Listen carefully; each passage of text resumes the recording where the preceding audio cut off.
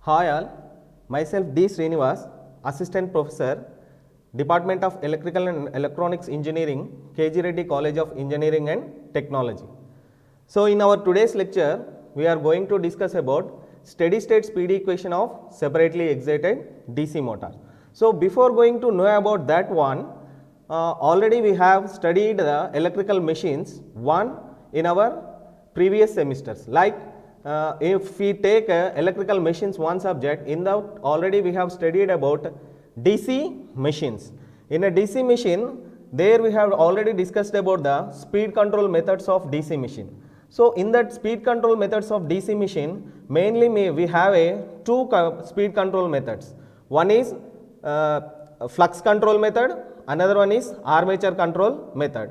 So in the armature control method, we can able to control the speed of that particular DC machine from the rated speed to the below speed. So that is nothing but if we control the speed through the armature, there we have some limitations. That is nothing but whatever it may be the speed we are going to vary there, that depend upon via our armature voltage.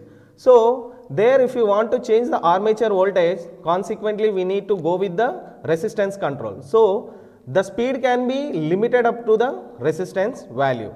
So to overcome all these problems while controlling the speed of a DC machine, we are going with the power electronic drives. So the power electronic drive is nothing but with the help of power electronic converter, if we can able to control the speed of that particular machine, we can call it as a power electronic drive. So before going to know about that one, let us discuss about the steady state speed equation of separately excited DC motor.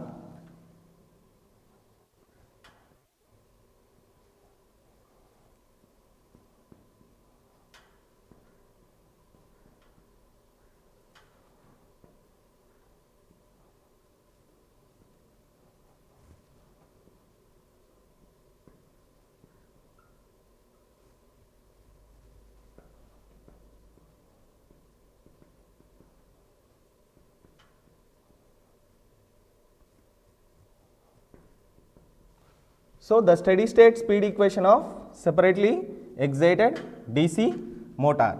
So to analyze that one, let us take one simple equivalent circuit diagram of our separately excited DC motor machine.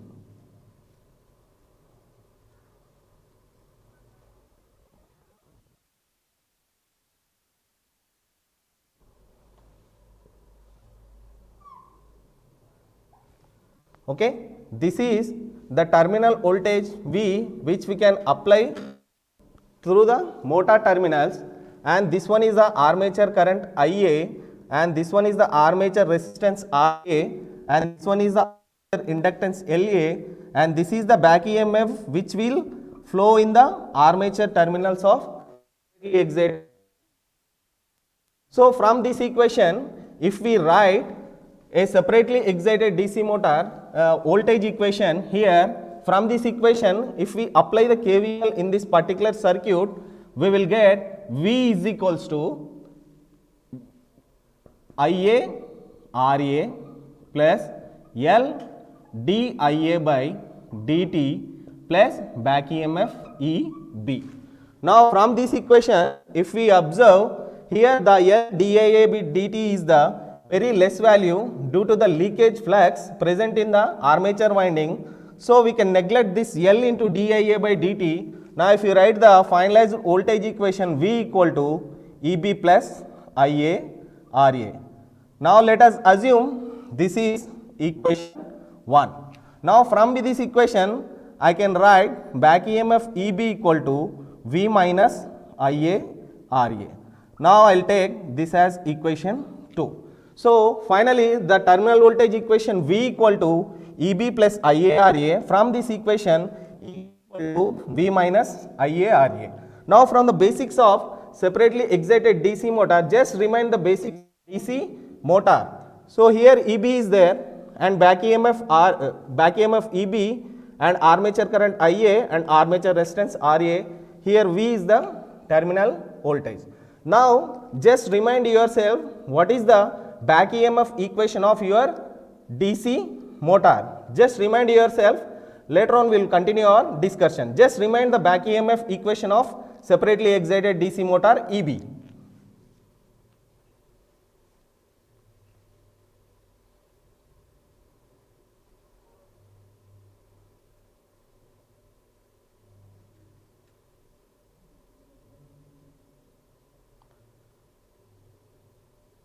Yes. Now, if you see the back EMF equation, that is EB is equals to 5 Zn by 60 into P by A. 5 Zn by 60 into P by A. Now, if you observe this equation, the back EMF EB is directly proportional to the phi into N, that is N into phi. So, back EMF EB is directly proportional to speed into flux. Now, from this equation of EB, let us assume this as equation 3. Now, this equation 3, if we substitute in equation 2, now what we need to do? Substitute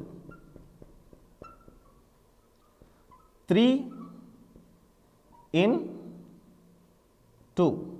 Now, we can write that is EB is equals to, if you have back EMF EB is directly proportional to N into phi. Now, if I want to calculate the EB, I will calculate EB equal to K into phi into N. Now, what is EB? K into phi into N is equals to terminal voltage is our V minus the drop is IA, RA is the voltage drop. Now, from this equation,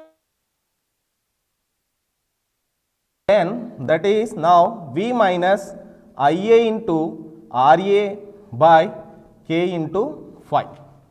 Now, let us assume this is equation 4. Now, in a separately excited DC motor, we know that torque is directly proportional to phi into IA. Now, I can write that torque equal to K into phi into IA.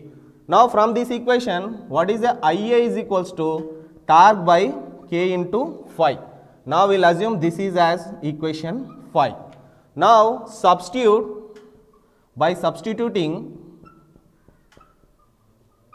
phi in 4, so we can get that speed N is equals to, I will write V into K phi, V by K phi minus IA RA by K phi.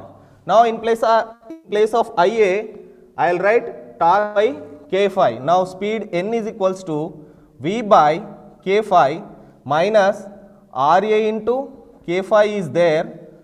Okay. Now, in place of IA, we need to write torque by K phi. Torque by K phi. Now, from this equation, I can write that N is equals to V by K phi minus torque into RA by K phi whole square. Now, we can say that this is the steady state speed equation of separately excited DC motor. So, here if we control the voltage, we can able to control the speed. Now, by controlling the torque also, we can able to control the speed of the particular machine. So, for control of this voltage, we can able to adapt any one of the converter which is presently available in our power electronic circuit. So, finally, the steady state speed equation of a separately excited DC motor N is equals to V by K phi minus torque into RA by K phi whole square. Now, this is how we can able to derive the steady state speed equation of a separately excited DC motor. Thank you.